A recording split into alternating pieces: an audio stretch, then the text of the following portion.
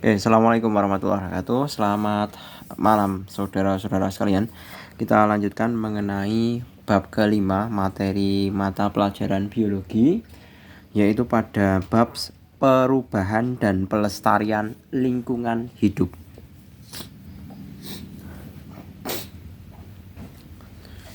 Dalam hal ini kita membahas mengenai latihan soal akhir bab ya. Kita mulai saja nomor yang pertama.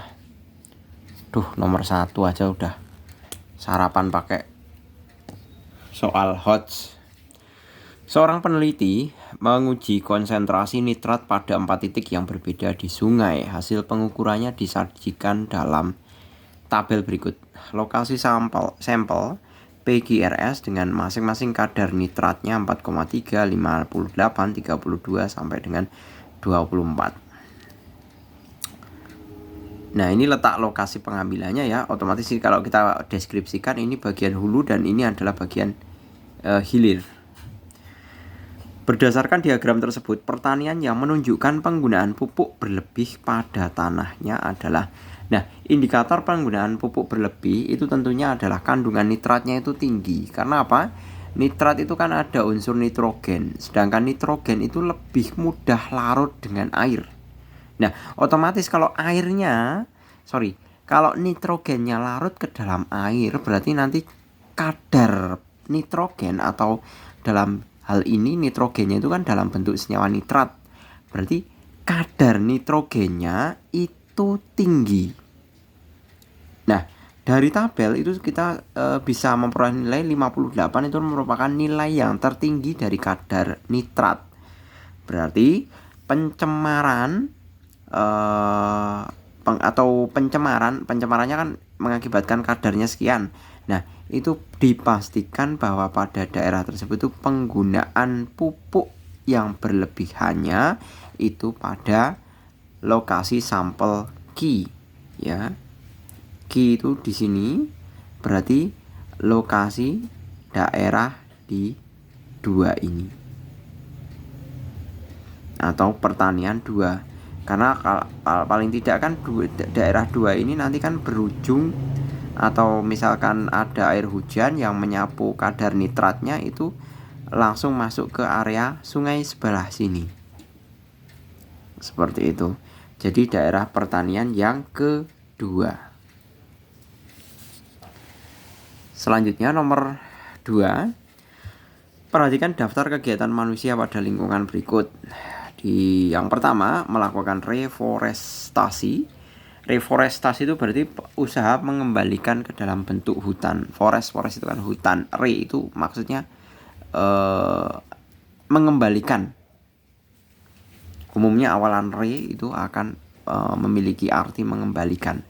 Jadi mengembalikan sebagaimana wujud awal hutan, itu reforestasi. Kalau sebaliknya, deforestasi adalah penebangan hutan atau usaha untuk menghilangkan hutan. Itu deforestasi hutan tropis. Kemudian pembakaran bahan bakar fosil, penggunaan pupuk berlebihan.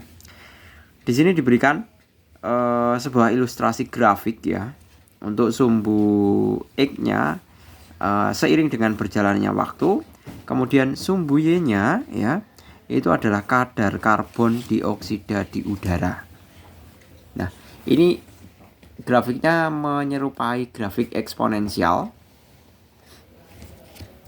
Kemudian pertanyaannya adalah kegiatan manusia yang dapat menyebabkan terjadinya perubahan kondisi lingkungan seperti yang ditunjukkan oleh grafik tersebut adalah, nah, di sini kadar karbon dioksidanya itu naik. Nah, karbon dioksida naik itu bisa diakibatkan dari apa?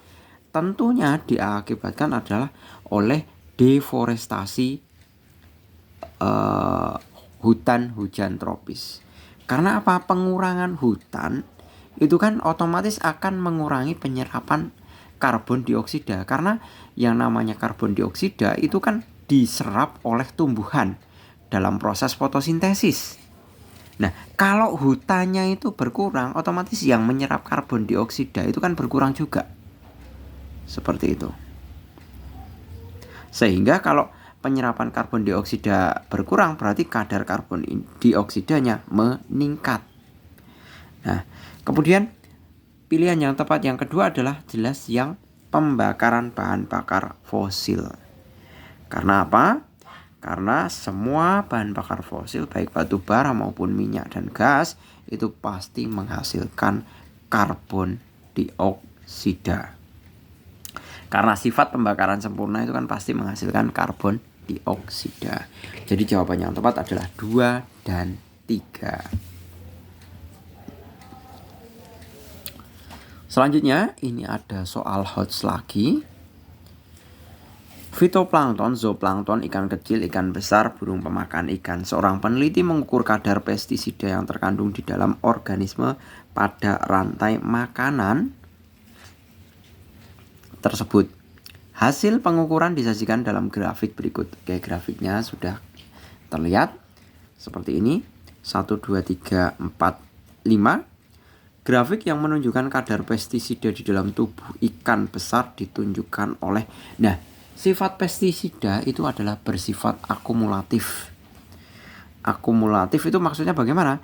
Jadi mula-mula kadar paling kecil itu berasal dari produsen. Nah, kalau di sini produsennya adalah fitoplankton. Nah, fitoplankton itu sebenarnya definisinya adalah plankton yang melayang-layang di air. Plankton dalam hal ini adalah tumbuhan yang melayang-layang di atas air. Kalau zooplankton adalah hewan kecil yang melayang-layang di atas air. Nah, pestisida efek pertama yang dirasakan adalah fitoplankton. Tapi efeknya masih kecil. Nah, kemudian kalau zooplankton itu akan memakan fitoplankton, itu mengakibatkan akumulasi pestisidanya bertambah. Begitu juga ikan kecil yang memakan zooplankton, akumulasi pestisidanya di ikan kecil dia lebih besar dari zooplankton dan lebih besar dari fitoplankton. Jadi kalau bisa kita urutkan, yang 5 adalah fitoplankton, yang keempat adalah zooplankton, yang ketiga adalah ikan kecil, yang ini adalah ikan besar, yang paling besar adalah burung pemakan ikan. Grafik yang menunjukkan kadar pestisida di dalam tubuh ikan besar ditunjukkan oleh, nah, ikan besar adalah nomor 2. Gitu ya. Selanjutnya, eutrofikasi sering terjadi di danau atau rawa yang mendapat aliran air dari area pertanian. Zat pencemar yang berpotensi menyebabkan eutrofikasi adalah jelas tadi nitrat. Oke, kita cocokkan ya. Nah, ada nitrat enggak nih? Oh, malah enggak ada. Kalau enggak ada nitrat, berarti nitrogen. Nah, nitrogen itu merupakan kandungan apa? Nitrogen adalah kandungan pupuk. Ya. Kandungan pupuk. Kalau herbisida, insektisida maupun sampah organik itu tidak mengandung nitrat. Yang paling besar yang menyebabkan pencemaran nitrogen ya, atau dalam bentuk nitrat yang mengakibatkan eutrofikasi itu karena apa? Karena penggunaan pupuk yang mengandung nitrogen secara berlebihan. Seperti halnya pupuk NPK. Jadi NPK itu unsur utamanya nitrogen. Nah, kalau berlebihan akibatnya seperti ini. Jadi makanya di dalam sebuah pupuk itu ada yang namanya dosis. Jadi dosis itu maksudnya apa?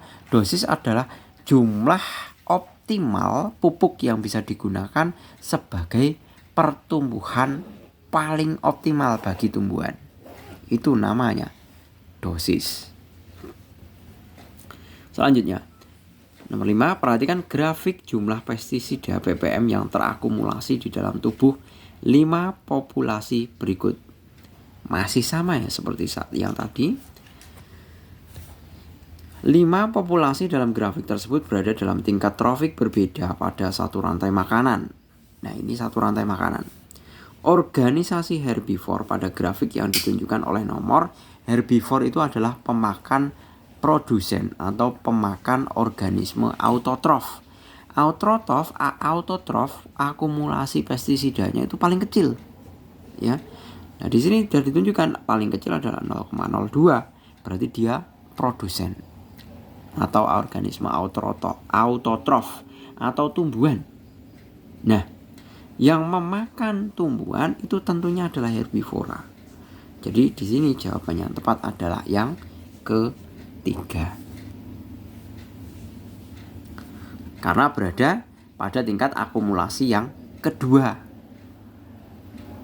Seperti itu. Bukan kedua yang terbesar ya, kedua dari bawah akumulasinya. Selanjutnya nomor 6. Perhatikan grafik perubahan komponen danau setelah tercemar pupuk dari pertanian terdekat berikut. Nah, pernyataan yang sesuai ini ya pernyataannya. Di save dulu. Nanti saya fokus ke gambarnya. Nanti saya bacakan untuk pilihan option ABC-nya. Ya. Karena apa? Karena kameranya nggak cukup gitu. Nah, seperti ini. Option A, pertumbuhan alga tertinggi terjadi pada waktu nomor 2. Alga itu merupakan organisme autotrof atau yang bisa dapat membuat makanan sendiri. Tertinggi pada nomor 2, itu benar ya. Karena ini grafik semua yang tertinggi pada nomor 2. Kemudian yang B. Tapi kita tidak lantas berhenti ke A dulu. Kita tahu kalau A itu benar, tapi kita harus teliti B, C, D, E-nya. B, jumlah bakteri tertinggi terjadi pada waktu yang diberi nomor 3. Bakteri itu garis nomor 3 ini salah ya. Tertinggi adalah pada waktu nomor 4. B salah. C, kadar oksigen terendah berada pada waktu yang diberi nomor 4. Kadar oksigen yang terendah itu saat kadar nitratnya yang paling banyak. Berarti pada nomor 2. Seperti itu. Terus yang D, kadar nitrat turun setelah terjadi pencemaran dari limbah pupuk. Itu salah. Kalau setelah ada pencemaran dari limbah pupuk, itu umumnya kadar nitratnya semakin tinggi. Kemudian yang E, jumlah populasi alga terendah terjadi setelah pencemaran pupuk. Nah, itu salah.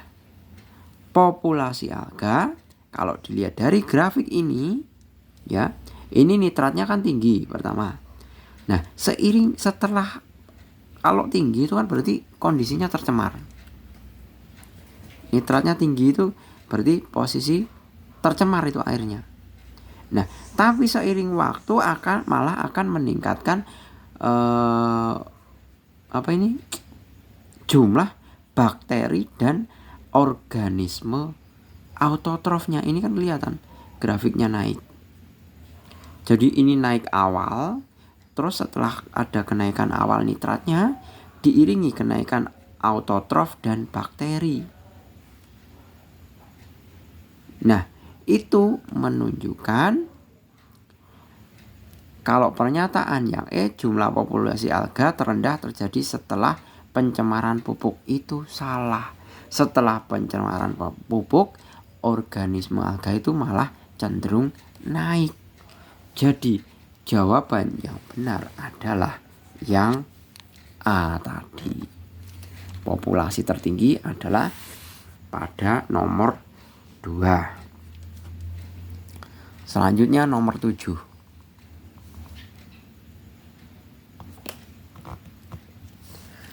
Perhatikan gambar aliran sampah organik yang masuk ke sungai berikut. Larva serangga Chironomus spesies yang lebih dikenal sebagai cacing darah dapat dengan mudah ditemukan pada perairan dengan tingkat pencemaran tinggi. Populasi cacing darah paling sedikit ditemukan di daerah yang ditunjukkan oleh, coba kita lihat gambarnya ya. Sampah organik itu masuk di sini. Nah, setelah sampah organik itu ada daerah 2, 3, 4, 5. Ya. Kalau yang namanya sampah organik masuk itu berarti pencemarannya tinggi. Kalau pencemarannya tinggi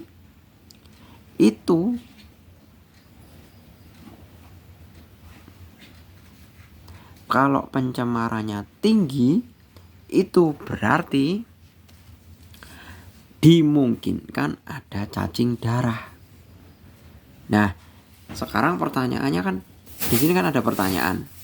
Cacing darah dapat dengan mudah ditemukan pada perairan dengan tingkat pencemaran tinggi. Nah, berarti daerah tercemarnya kan 2, 3, 4, 5. Nah, sekarang ada pertanyaan selanjutnya adalah populasi cacing darah paling sedikit. Nah, otomatis kalau pencemaran yang paling tinggi itu kan berada pada, sebentar, ini yang masuk itu yang di sini, tapi kan prosesnya terbawa oleh aliran air, ya, terbawa oleh aliran air. Nah, kalau cacing darah paling sedikit, kita pakai 2. Ini sebenarnya bisa pakai perbandingan ya. Ini Pak Jul jawabnya fokus pada gambar aja ya, ini ya. Sampah organik masuk. Kalau sampah organik masuk di daerah sini berarti kan yang paling tinggi di sini pencemarannya. Nah, seiring dengan berjalannya aliran, di sini nggak ada masukan sampah lagi ya di sini. Setelah masuk di sini, berarti kalau yang namanya pencemaran ini di awal itu dipastikan kadarnya semakin tinggi. Tapi seiring dengan berjalannya aliran itu kan pasti ada organisme lain yang sekiranya bisa menetralkan atau menguraikan pencemaran tersebut. Jadi yang tertinggi ini adalah yang 2, terendah adalah 5. Kalau 1 dia bukan tercemar, tidak tercemar, berarti tidak ada cacing darahnya. Kan logikanya seperti itu. Karena di sini disebutkan cacing darah ditemukan pada perairan dengan tingkat pencemaran tinggi. Yang paling tinggi di 2, bukan di 5. Karena apa? 2 ini kan pertama inputannya, masukkan sampahnya di sini.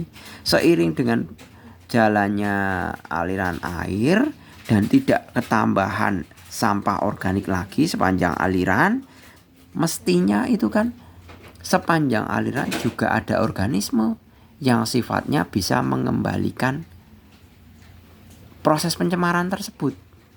Seperti itu. Jadi kesimpulannya nomor 7 yang paling sedikit adalah pada nomor 5. Seperti itu.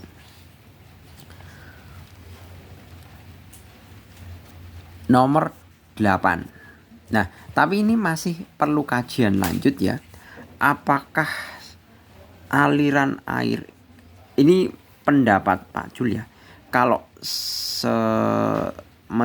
logika yang Pak Jul gunakan bahwa sepanjang aliran air itu kan pasti ada organisme yang sifat dari organisme dan juga pengurai dan juga detritivor itu yang akan berusaha mengembalikan air dari pencemaran. Seperti itu.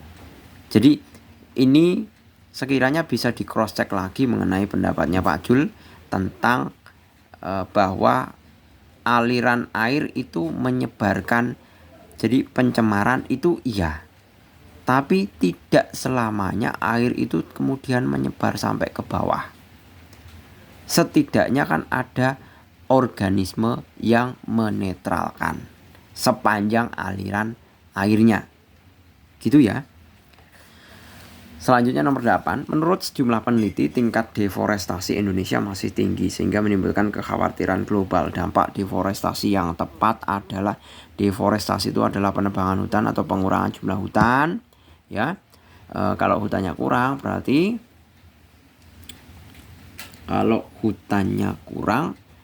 berarti kan CO2-nya tinggi. Kemudian yang pasti hutannya kurang, pasti juga banjir. Meningkatnya karbon dioksida di atmosfer itu juga iya benar. Nah, hujan asam itu tidak ada hubungannya dengan karbon dioksida.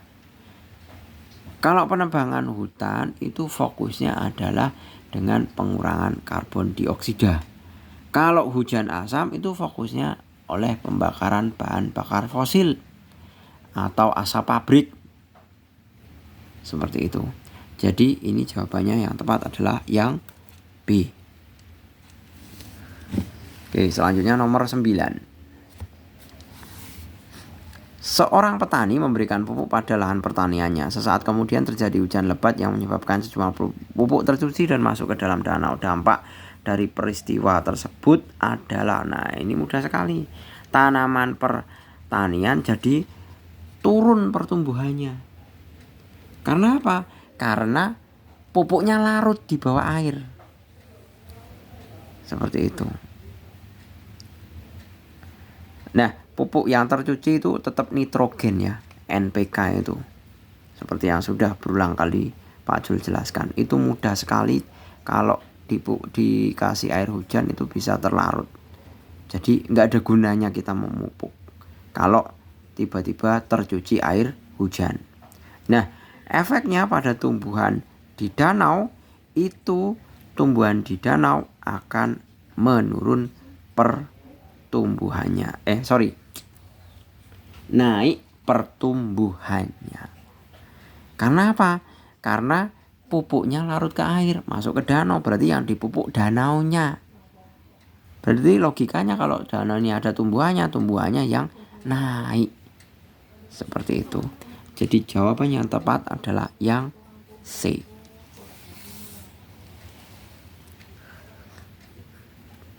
Kemudian nomor 10. Perhatikan grafik konsentrasi oksigen dan perubahan jumlah bakteri yang ditemukan ketika ada penambahan sampah ke sungai berikut. Hubungan antara kadar oksigen terlarut dan jumlah bakteri di titik P. Kita fokus di P. Sampah masuk. Di sini yang vertikal adalah konsentrasi oksigennya. Kemudian yang mendatar adalah jumlah bakterinya. Kita identifikasi satu persatu. Perbandingan jumlah oksigen dan jumlah bakteri tetap beda ya. Yang B, jumlah oksigen menurun dan jumlah bakteri meningkat. Nah, itu benar. Di sini titik P ini yang turun itu kan sampahnya. Ya. Kemudian konsentrasi oksigennya naik. Seperti itu. Jadi selama konsentrasi konsentrasi oksigennya naik, sebentar.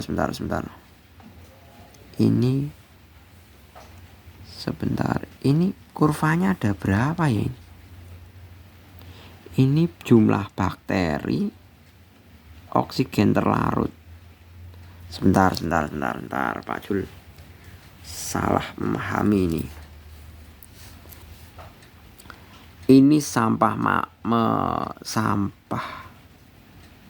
Ini pada saat sampah masuk. Sampah masuk mengakibatkan oksigennya turun. Ya. Jadi kalau ada sampah masuk itu oksigennya turun. Tapi dengan sampahnya masuk ini ternyata sebentar. Oksigen sampah masuk, oksigen terlarutnya sedikit, jumlah bakterinya tinggi. Nah, seperti itu. Jadi oksigen terlarutnya turun dan jumlah bakterinya meningkat. Beberapa bakteri itu kan ada yang anaerob atau ada yang aerob. Jadi ada yang butuh oksigen, ada yang tidak butuh oksigen. Seperti itu. Jadi bakteri ini ya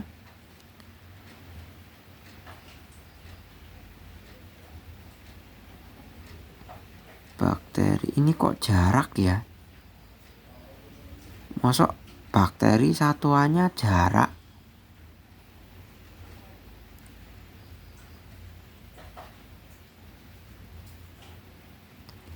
Seperti itu. Ini agak membingungkan ini grafik ini.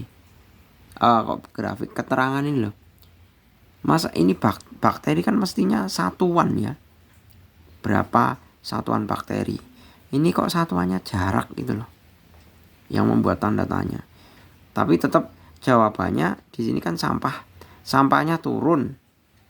Nah, bakterinya karena fokus pembicaraannya kan di titik P ini. Bakteri turun, sampah masuk mengakibatkan bakterinya turun. Oksigennya turun, bakterinya naik. Kok belibet amat. Karena ini kan oksigen. Di titik sini kan oksigennya turun. Ini bakteri. Nah, pada saat setelah sampah masuk, bakterinya naik. Jumlah oksigen menurun dan jumlah bakteri meningkat. Nah, ini jawaban yang tepat adalah B. Kita lanjut nomor 11. Seorang peneliti menyelidiki lumut kerak di 5 daerah yang berbeda. Hasil penelitian disajikan dalam tabel berikut. Daerah yang paling tercemar udaranya ditunjukkan oleh nomor. Nah, lumut kerak atau lichenes ya biasa disebut sebagai tumbuhan pionir atau perintis ya. Ini bisa melapukkan batu. Sedangkan lumut sendiri itu adalah organisme yang memiliki warna hijau ya. Jadi kalau selama masih hijau dia belum tercemar. Tapi kalau sudah tidak hijau berarti dia tercemar. Daerah yang paling tercemar udaranya ditunjukkan oleh nomor 3. Karena warna lumut keraknya adalah putih. Karena lumut itu masih punya zat hijau daun. Karena kan lumut itu kan warnanya hijau. Seperti itu. Kemudian nomor 12. Perhatikan gambar berikut. Jika titik X adalah daerah penghasil sulfur dioksida, daerah yang paling banyak berpotensi mengalami hujan asam ditunjukkan oleh, nah, X ini sebelah sini. Penghasil sulfur dioksida. Sedangkan sulfur dioksida atau SO2 itu adalah penyebab hujan asam. Nah, kalau arah anginnya dari sini, ini sesuai dengan arah panah ya.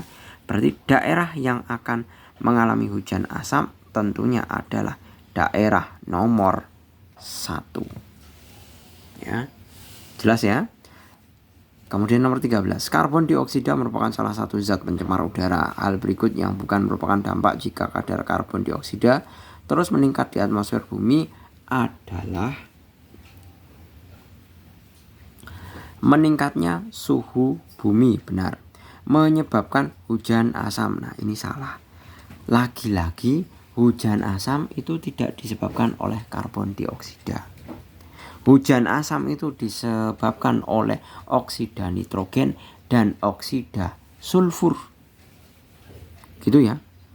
Ini udah jelas benar. Udah nggak usah diteliti untuk yang C maupun D maupun E. Itu pasti itu sudah benar. Selanjutnya nomor 14. Nah, coba diamati ya, beberapa kali kita menjumpai grafik seperti ini. Ya. Berarti jangan berharap biologi itu belajarnya hanya sebatas teori. Biologi yang soalnya bagus-bagus itu seperti ini. Ada pemahaman tabel, pemahaman grafik, chart, kemudian diagram, mungkin nanti ada diagram atau bahkan gambar. Diingat-ingat. Limbah masuk ke sungai di titik yang ditunjukkan oleh nomor. Perhatikan grafik tingkat oksigen terlarut dan mineral ion. Kalau limbah masuk ke sungai di titik setelah masuk ke sungai, oksigen terlarutnya itu biasanya rendah. Berarti saat masuk ke sungai adalah yang nomor tentunya adalah 1 ya. Ini baru 1 itu baru masuk. Karena kan limbah masuk ke sungai di titik yang ditunjukkan oleh nomor. Nah, ini 1. Karena apa? Pada setelah 1 inilah kemudian oksigen terlarutnya turun seperti itu. Nah, berarti jawabannya yang A. Kita bandingkan dengan grafik yang tadi ya.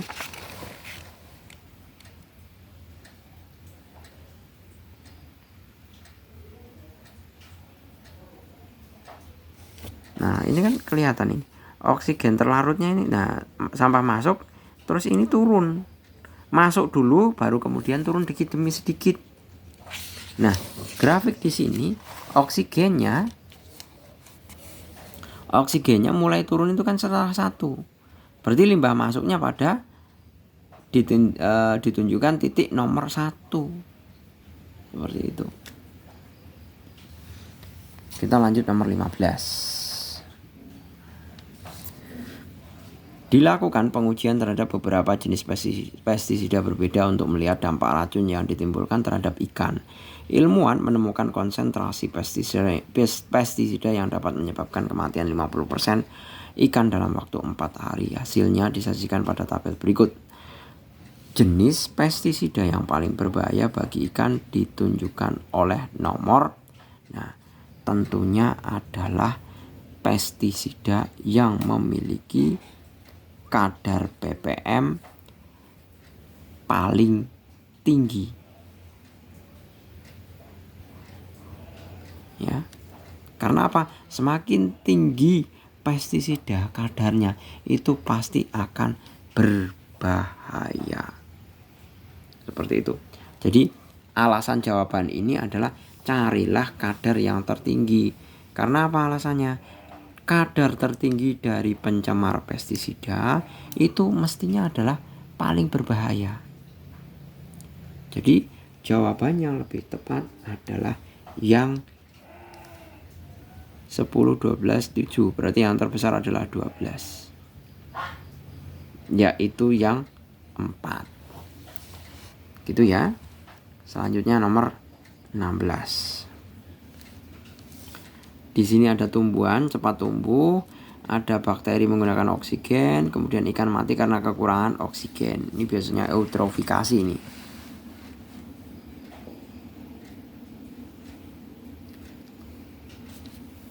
Kegiatan yang dapat menyebabkan kondisi tersebut adalah jelas penggunaan pupuk berlebihan. Karena pupuk berlebihan pasti dia akan terkumpul dan terlarut pada air yang mengenang. Kalau dalam konteks ini adalah ini kan contoh genangan air. Ya. Ternyata di sini kan tumbuhan cepat subur. Tumbuhan cepat subur itu berarti pasti banyak pupuknya. Nah, kalau tumbuhan cepat subur, tentunya tumbuhan semakin subur itu kan semakin banyak membutuhkan apa? Sebentar. Tumbuhan cepat tumbuh.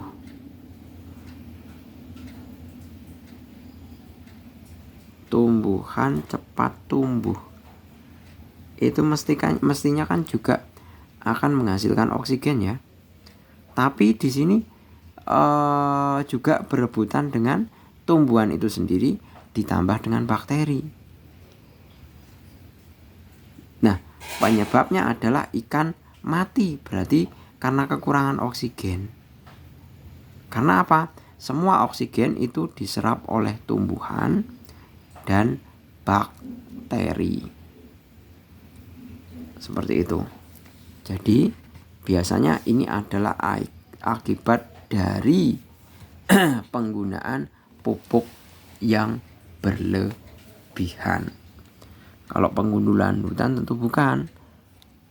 Pembakaran fosil juga bukan, karena ini di wilayah perairan.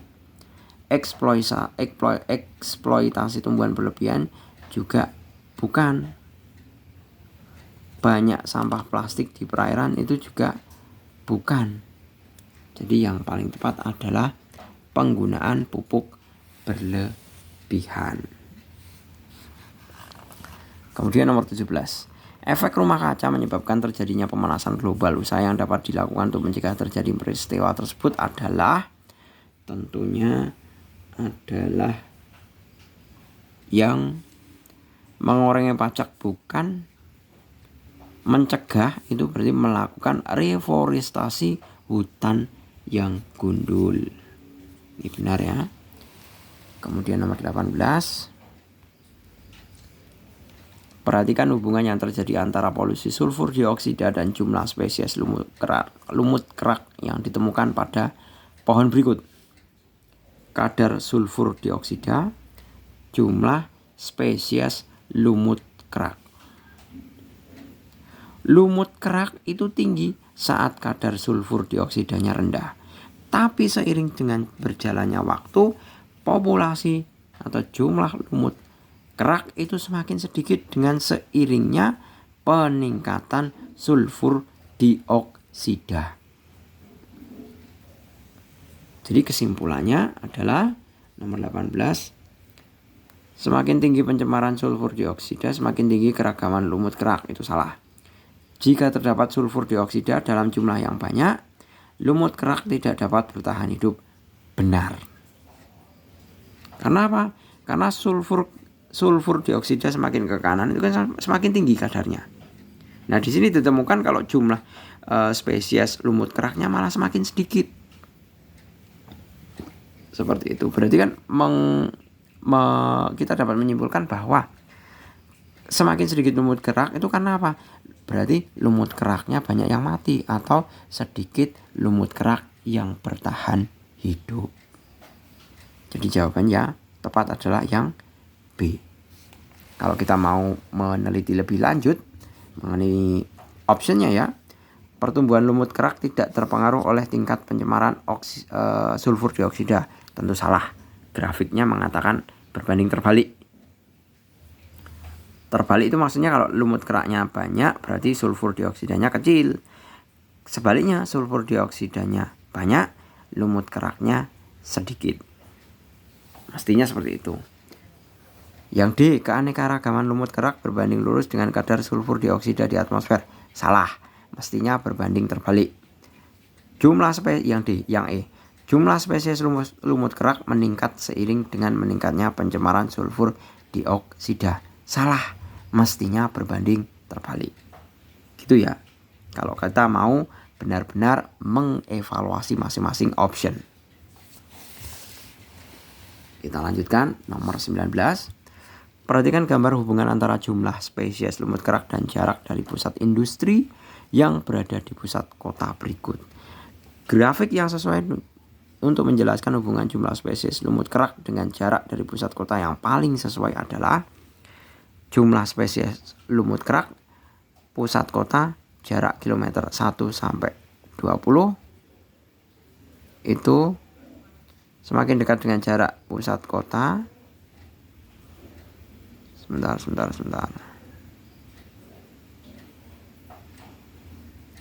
Ini jaraknya 0.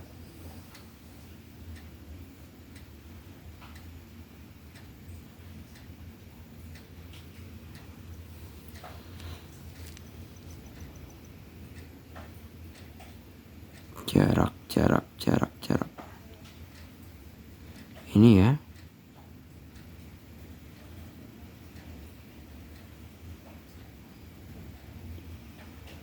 Grafik yang sesuai untuk menjelaskan hubungan jumlah spesies lumut kerak dengan jarak dari pusat kota yang paling sesuai. Ini pusat kota, jumlah lumut kerak.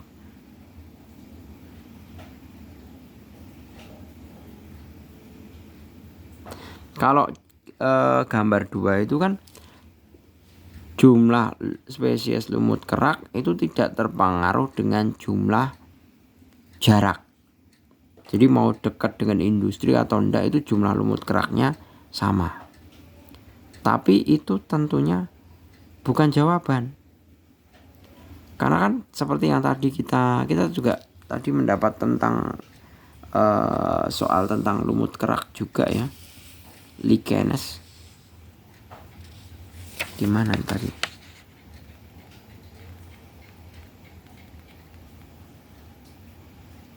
Nah, ini kan mengatakan kalau lumut kerak itu paling tercemar udaranya. Seperti itu.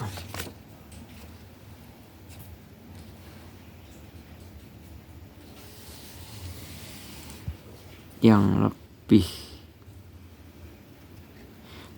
di sini fokusnya adalah grafik yang sesuai untuk menjelaskan hubungan jumlah spesies lumut kerak dengan jarak dari pusat kota yang paling sesuai adalah, nah mestinya kalau yang paling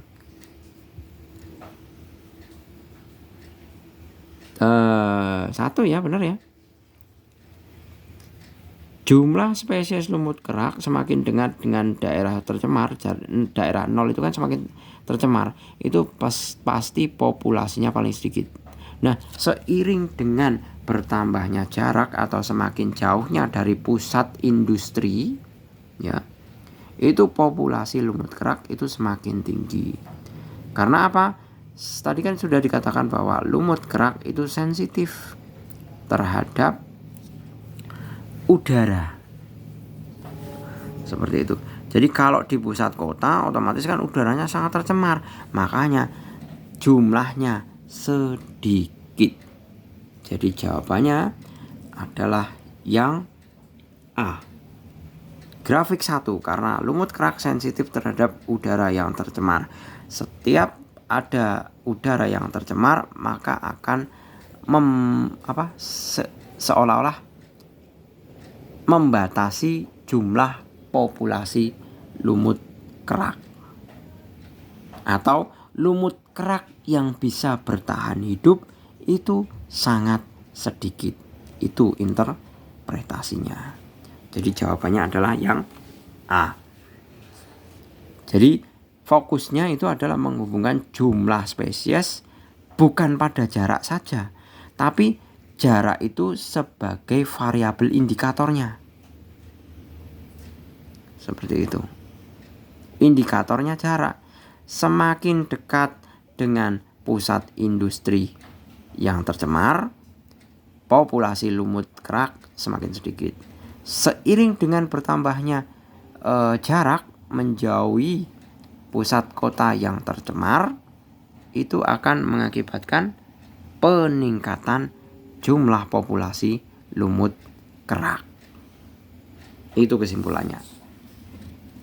Selanjutnya nomor 20, 5 sampel air diteliti dari berbagai tempat yang berbeda. Terhadap setiap sampel dilakukan penghitungan jumlah rata-rata organisme per spesies dan jumlah spesiesnya. Data hasil penghitungan disajikan pada tabel berikut. Di sini ada rata-rata jumlah organisme per spesies, jumlah spesies. Sampel air yang paling tercemar bahan kimiawi ditunjukkan oleh nomor. Nah,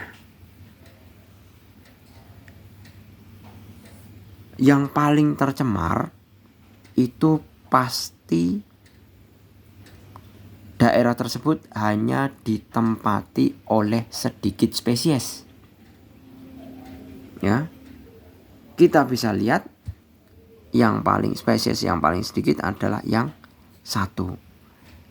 hanya 5 spesies atau hanya 5 jenis. Maksudnya apa? Semakin daerah tercemar, itu kan hanya beberapa organisme yang mampu bertahan hidup, tidak keseluruhannya. Kan logikanya seperti itu. Daerah yang tercemar itu pasti hanya tumbuhan tertentu atau hewan tertentu yang mampu bisa bertahan hidup. Itu logikanya. Jadi jawabannya adalah yang 1 atau yang A. Oke. Selanjutnya nomor poin yang B.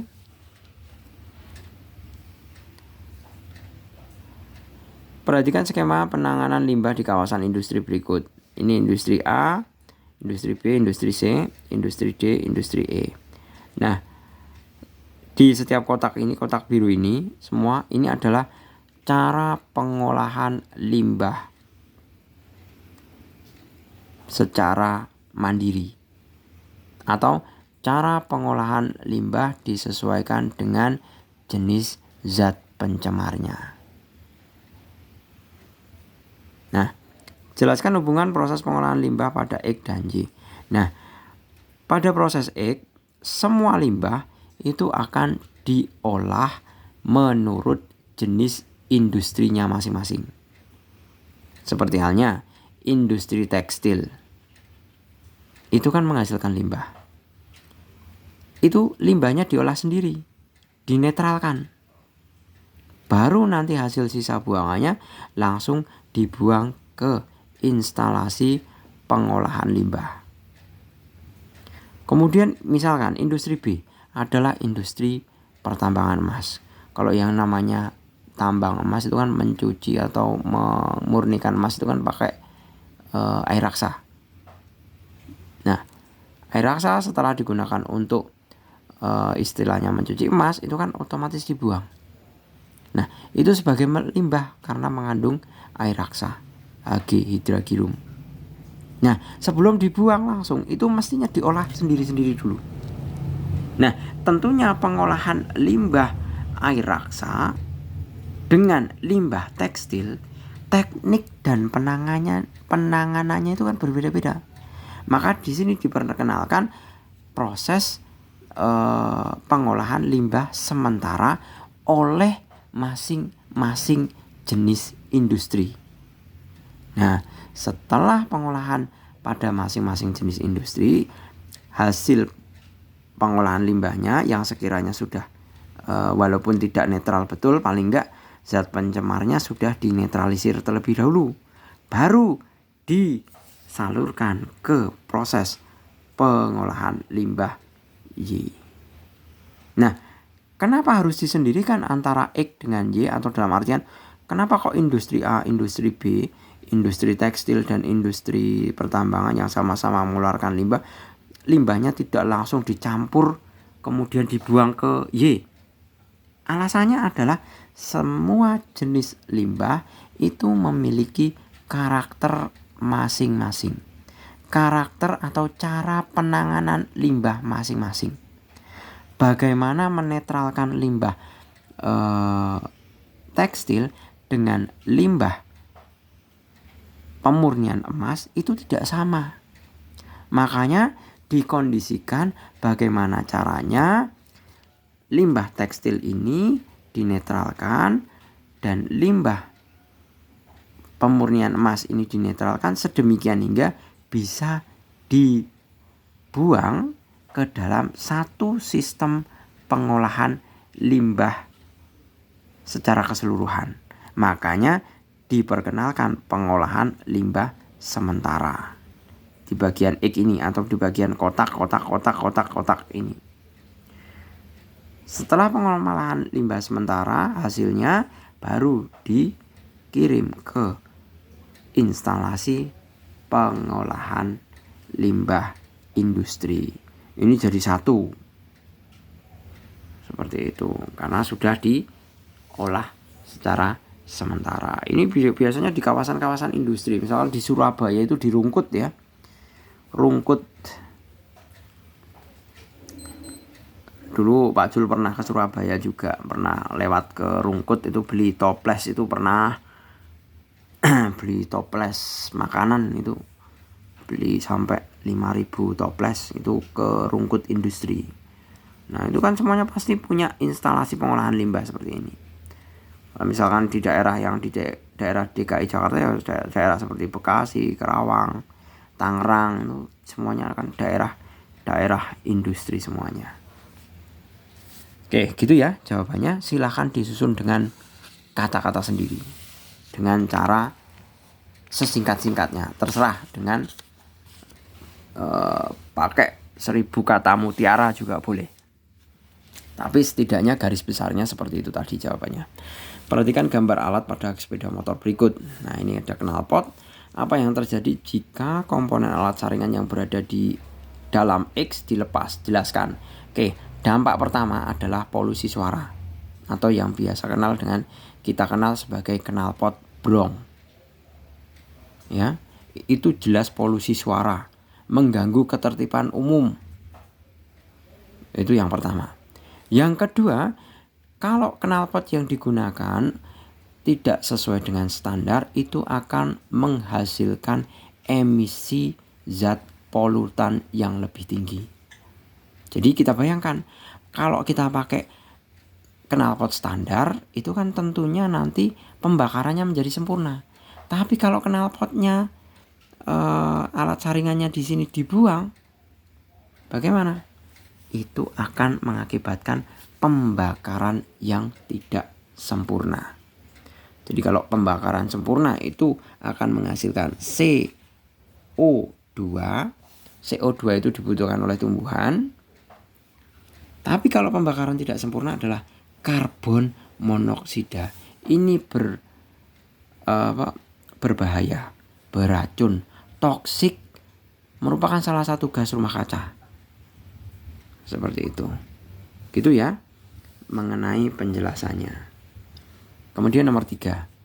Pada bulan Agustus 2020, limbah minyak mentah telah mencemari sepanjang 2 km pantai sebuah pulau. Limbah minyak mentah tersebut memberikan dampak serius bagi lingkungan dan warga. Apa yang dapat dilakukan masyarakat untuk mengurangi dampak dari tumpahan minyak tersebut?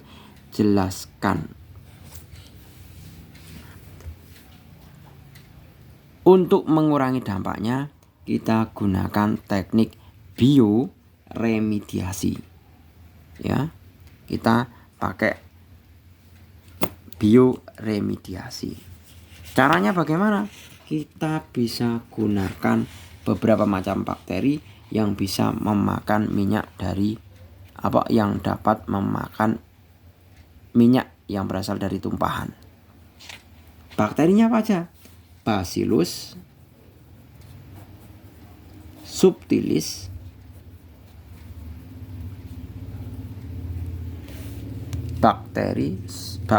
Bacillus subtilis maksud saya. Kemudian yang kedua adalah Pseudomonas putida. Nah, ini semua adalah bakteri yang digunakan untuk bioremediasi.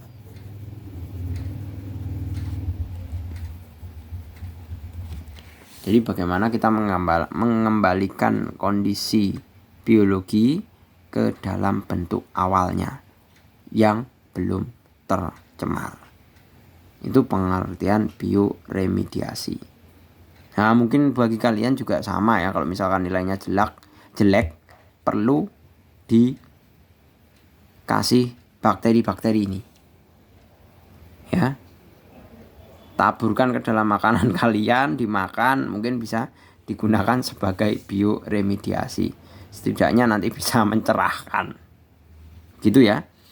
Jadi bioremediasi itu tentu adalah merupakan teknik yang tidak menimbulkan efek samping, karena kita semuanya yang kita gunakan semuanya adalah merupakan bentuk organisme yang notabene makanan mereka adalah minyak. Seperti itu. Selanjutnya untuk nomor yang B, tindakan apa yang sebaiknya dilakukan pemerintah dalam menyikapi peristiwa tersebut? Nah, seyogyanya misalkan kalau minyak itu kan kalau di perairan itu kan satu-satunya cara adalah diangkut oleh kapal tanker. Nggak mungkin kita ngangkat pakai drigen atau pakai botol atau pakai kresek atau pakai plastik ke dalam perairan. Mesti pakai tanker. Nah, caranya adalah memberikan proteksi, peringatan, peraturan, atau bahkan manual instruksi bagaimana caranya teknik penanganan untuk menghindari agar angkutan atau kargo di dalam kapal tanker itu tidak bocor atau tidak bisa tertumpah ke lautan. Nah, itu mestinya kan perlu adanya semacam aturan, kemudian training juga bagi kru-kru pesawat tanker. Itu dulu pernah terjadi di Columbia saya lupa. Kapalnya milik British Petroleum, BP. British Petroleum itu perusahaan minyak asal Inggris ya. Itu kapal tankernya itu menumpahkan air di semenanjung California di Amerika sana. Kemudian dituntut. Itu benar-benar dituntut itu. Jadi negara yang ditumpahi saya lupa itu entah Amerika atau Columbia ya.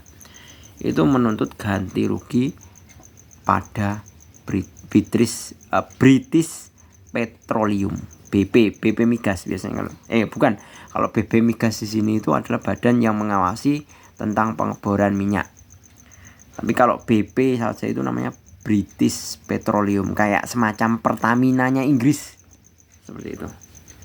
Jadi pertamanya Inggris itu BP,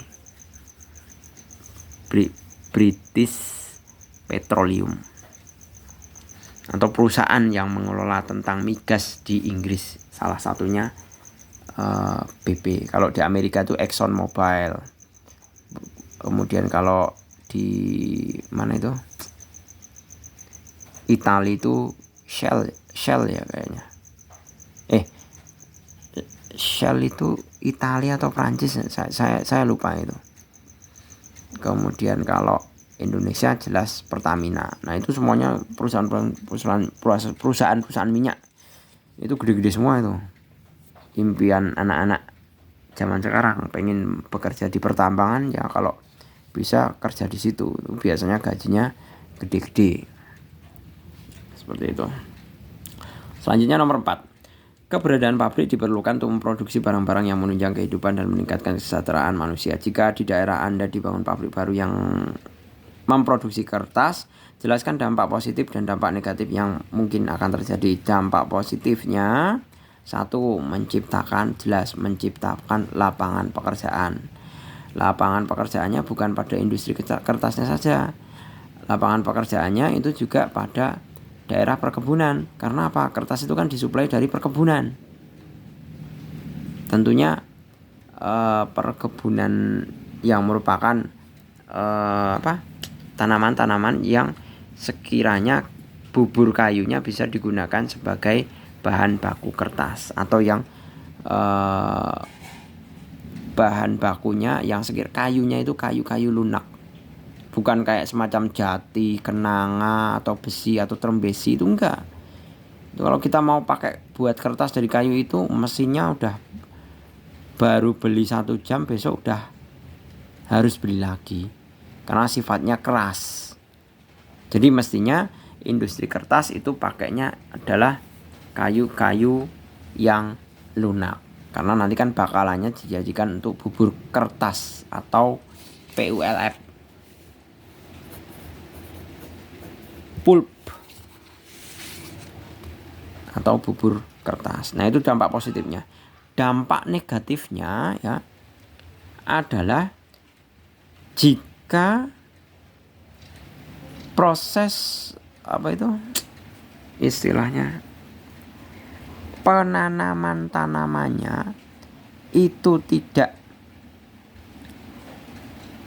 secara kontinu dan nanti meninggalkan area hutan yang tidak ditanami, itu akan menimbulkan bencana banjir. Maksud saya seperti ini. Biasanya orang mau mendirikan pabrik kertas itu kan pasti butuh lahan yang tentunya tidak sedikit untuk ditanami tadi pohon-pohon yang bisa digunakan untuk sebagai bahan bakar sebagai bahan pembuat kertas PWL pulp ini. Nah, tentunya yang namanya lahan itu kan perlu disiapkan dulu. Ini biasanya area perkebunan, nggak mungkin area dataran rendah. Kalau dataran rendah itu umumnya untuk pertanian pangan. Nah, kalau perkebunan kita harus dipaksa untuk menanam ini. Itu kan pasti kita menebang hutan. Hutan yang tadinya bersifat heterogen, kalau hutan heterogen otomatis kan organisme yang hidup di dalamnya itu kan semakin banyak. Keanekaragamannya semakin banyak. Kalau tumbuhannya heterogen, pasti organismenya beraneka ragam. Tapi kalau misalkan ditebang terus kemudian ditanami hanya tanaman sejenis atau kemudian menjadi sifat hutannya adalah sifat hutan homogen, itu tentu akan mengurangi habitat organisme yang beraneka ragam tadi. Jadi ada hanya organisme tertentu saja yang bisa hidup pada hutan homogen tadi. Nah, berarti dampak negatifnya apa? Selain pembabadan hutan, yang kedua adalah berkurangnya keanekaragaman hayati yang hidup di dalam hutan produksi kertas. Maksudnya hutan yang memproduksi bahan baku kertas. Seperti itu. Gitu ya. Untuk penjelasan yang nomor 4. Selanjutnya nomor terakhir. Udah mulai hujan. Perhatikan gambar berikut. Ini pakai penggunaan gas pendorong ya pada aerosol atau botol semprot ini. Biasanya ada yang pakai freon, biasanya pakai freon, ada sebagai gas pendorongnya. Kemudian ini sistem aerosol yang dipakai. Jelaskan dampak negatif dari penggunaan produk tersebut. Jelas pemanasan global karena penggunaan aerosol gas pendorong. Gas freon itu akan membuat efek rumah kaca. Ya, suhu bumi semakin meningkat. Efek rumah kaca mengakibatkan suhu bumi semakin meningkat, kemudian es di kutub mencair, naiknya permukaan air laut. Ini secara tidak langsung sepele sekali. Yang kita lakukan kayak cuman semprot-semprot ya. Tapi efeknya itu bisa dirasakan di seluruh dunia. Bayangkan kalau air laut naik, tenggelam kita. Seperti itu. Nah, kemudian B, tuliskan usulan-usulan terkait solusi masalah dari dampak negatif. Nah, tentunya mengganti freon. Sudah ditemukan oleh Pertamina. Sudah pernah saya ulas juga ini. Jadi kalau saudara-saudara sekalian mengikuti channel ini terus, sudah pernah saya sampaikan bahwa Pertamina itu sudah menemukan gas pengganti freon yang sangat ramah lingkungan dan murah. Seperti itu. Gitu ya. Saya rasa cukup jelas, panjang lebar penjelasannya, semoga bermanfaat.